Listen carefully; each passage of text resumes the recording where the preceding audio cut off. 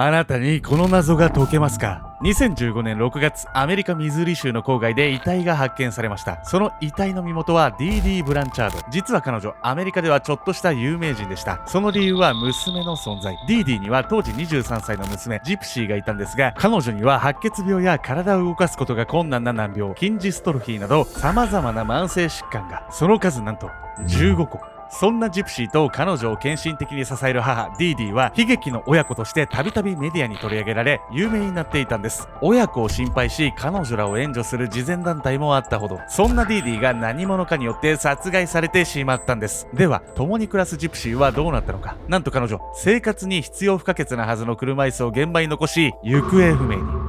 誘拐、殺害、一体ジプシーの身に何が起こったのか。現場に残された車椅子の謎、その答えはこの事件を根底から覆したんです。病と戦う娘を懸命に支える母が犠牲となった残忍すぎるこの事件。一体母 D.D. はなぜ殺害されなければならなかったのか。悲劇の親子には想像を絶するもう一つの悲劇があったんです。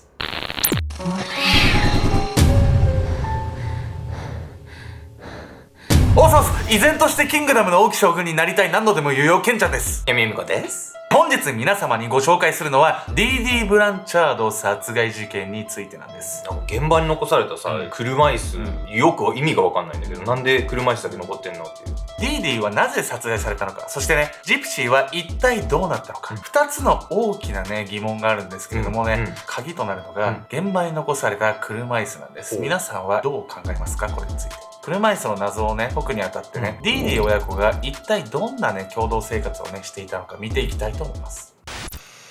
あなたのために。今から遡ることおよそ16年前の2005年8月、アメリカ・ルイジアナ州スライデル。当時この地を記録的な災害が襲いました。ハリケーンカトリーナ。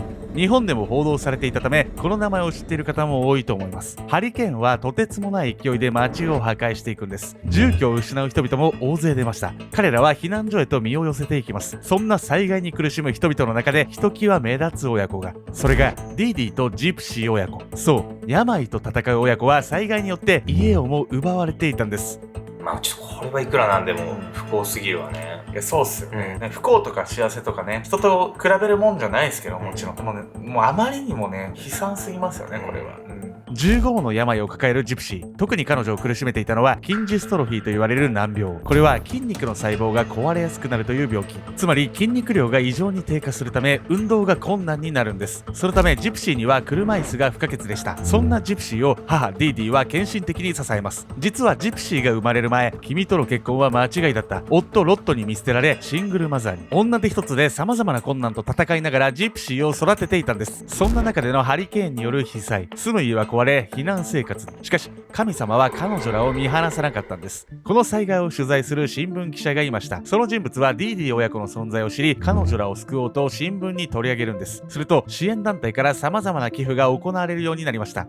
このチャンネル毎回出てくる人、頭いかれてるけど、なんか今回の人はすごくなんかいい人ばっかりね。まあ現時点ではちょっとね安心しますよね、人間捨てたもんじゃないなっていうね、寄付により親子は車椅子に対応した家を手に入れます。さらに病院に行くための航空券やディズニーランドの特別チケット、そして多額のお金など、その内容は豊富そのもの。この支援により親子の生活は少しずついいものになっていきました。しかし依然として残るのが病。この時ジプシーは手紙や投薬の影響なのか歯がほとんど抜け落ち、髪の毛もなかったといいます。さらに脳の損傷により知的能力は7歳程度、精神的な障害により学校に通うことも困難で、勉強は D.D. が家で教えていました。何をする時でも常にジプシーにつきっきりで彼女を一人にしないようにしていたんです。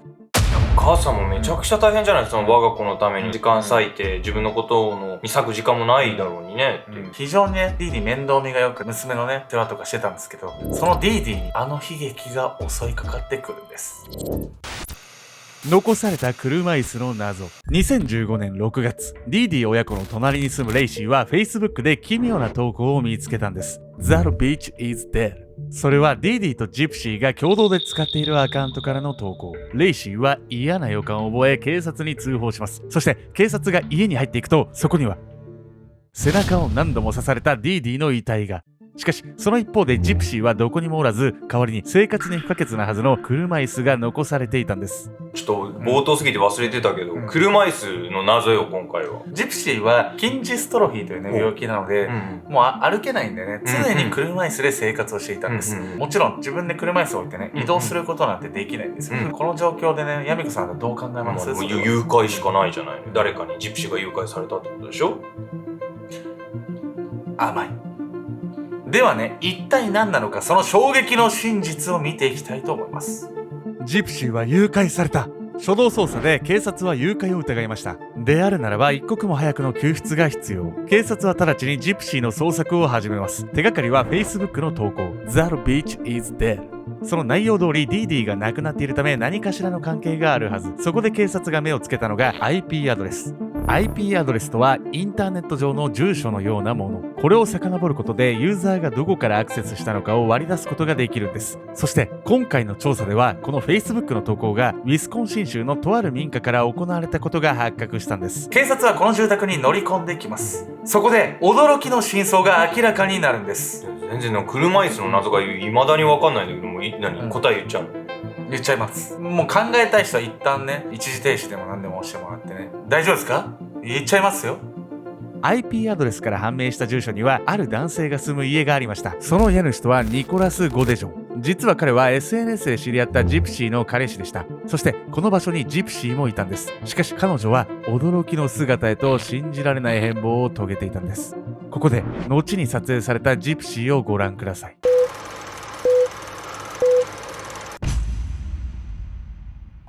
いや、立ってんじゃないジプシー。どういうこと？いや、そうなんですよ皆さん。それこそがね、現場に残された車椅子の真相なんです。ジプシーを確保した警察は彼女に病院の診察を受けてもらいました。そこで衝撃の事実が発覚したんです。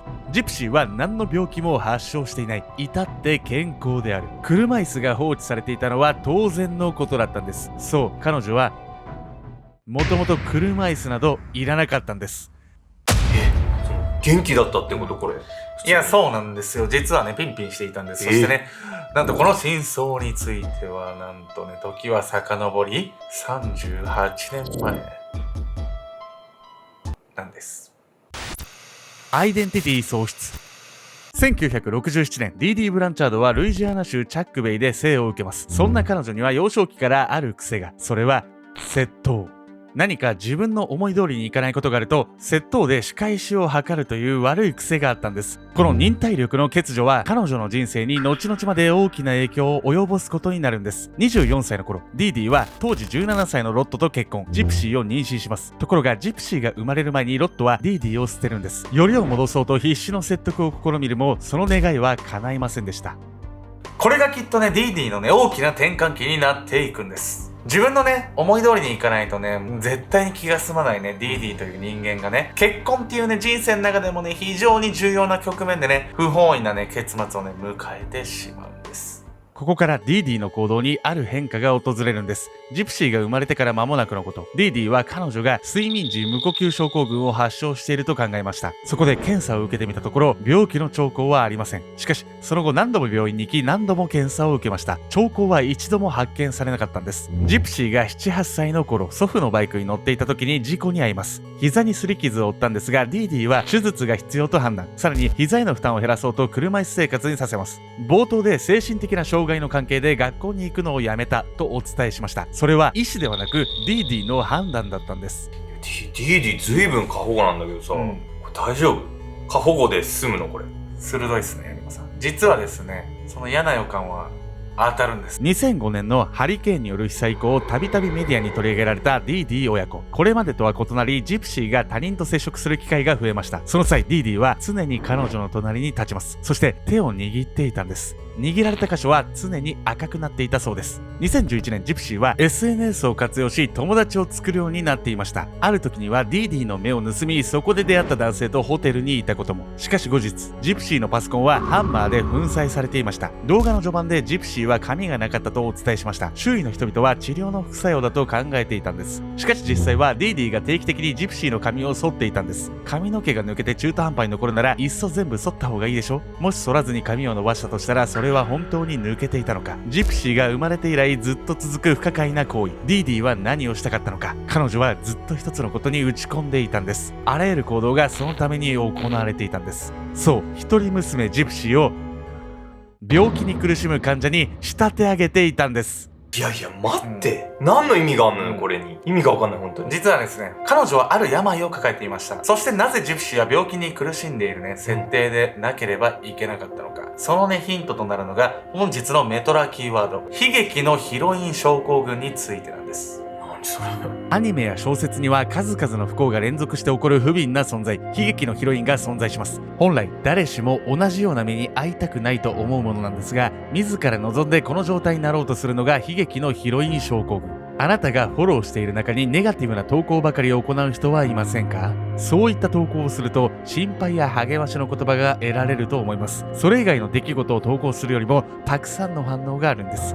注目されたい、そのような欲求を満たすための手段が悲劇のヒロインになることなんです。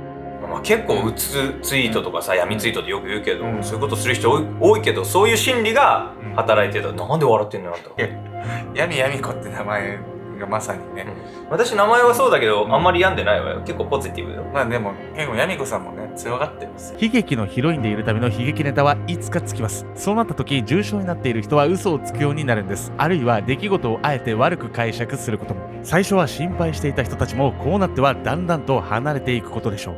ディーディーはこの悲劇のヒロイン症候群が極限まで悪化していたんです。そのきっかけは結婚生活に失敗したからなのかもしれません。何はともあれ彼女は自らを悲劇的な存在に仕立て上げるためジプシーを他に類を見ないほど障害を抱えた存在にしたんです。そしてそんな娘の面倒を見るけなげで不憫な母というポジションに常軌を逸した執着を見せたんです。もうなんで？悲劇のヒロイン症候群の末路。このままでは実体のない病で人生を失うことになる。ジプシーは未来に絶望していました。しかし誰かに助けを求めようにも他人と接触する際に常にディーディーがつきまとうんです。怖えな。少しでも病気のことを口にしようものなら強い力で手を握られるんです。めちゃくちゃ陰湿。それは真っ赤に腫れ上がるほど。 SNS で人間関係を作ろうにもパソコンはハンマーで壊されるんです。どういう世界観？次同じことやったらあんたの指がこうなるわよ。そんな脅し文句とともに手錠をはめられ2週間監禁されたんです。そんなね監視の合間を縫ってジプシーは SNS を続けるんです。そしてニコラスと出会うんです。恋愛関係となった2人。しかしこの関係がいつディーディーにバレ破壊されるかは分かったものではありません。そこでジプシーは最終手段を取ることを心に誓ったんです。2015年6月ジプシーは手引きしてニコラスを自宅に招き入れます。そしてガムテープ、手袋、ナイフを渡すんです。しかしどんな人間でも親は親。殺害現場を見ることは耐えられないジプシーはお風呂場に避難し何も聞こえないように耳を塞ぐんです。一方ニコラスはディーディーの背中をめった刺しにし絶命させるんです。このジプシーの行動は正しかったのでしょうか、間違っていたのでしょうか。事態が全て明らかになった時世間はジプシーを擁護する反応を見せたんです。そして裁判では情状酌量が認められ懲役は10年に。世間が彼女に用意した罰は最低限のものだったんです。ですがそんな温情措置ではあるものの10年という月日の長さは言うまでもありません。母の支配から逃れようとした先に待っていたのは暗く長い服役生活。しかし普通の女性のように生きることが許されました。後にジプシーは刑務所生活をこのように改装したというんです。そう、母との暮らしに比べれば刑務所生活の方がよっぽど自由だったんです。多くの囚人は刑務所生活の中で痩せてしまうんです。ところがジプシーは体重を 6.4 キロも増やしたんです。非常に皮肉なことではあるんですが彼女の幸福は犯罪の先で見つかったんです。